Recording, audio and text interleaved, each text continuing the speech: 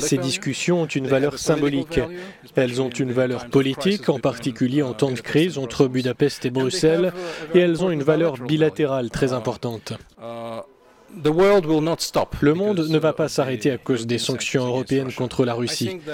Je pense que même si ces sanctions prennent du temps, elles sont temporaires.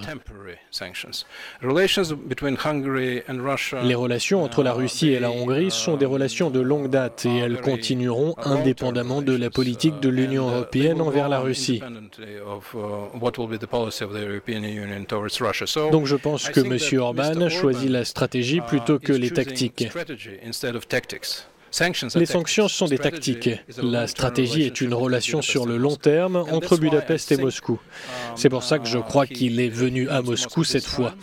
Et je pense que c'est la raison des contacts constants entre M. Orbán et le dirigeant russe.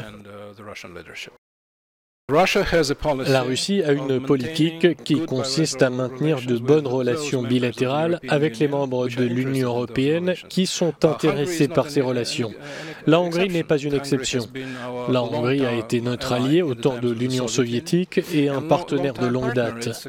C'est un pays au centre de l'Europe. Il peut devenir un laboratoire très important pour la distribution du gaz en Europe et la Russie est une grande puissance gazière en Europe. La Hongrie est un pays qui appelle régulièrement à reconsidérer les sanctions contre la Russie et nous prenons évidemment ça en compte aussi.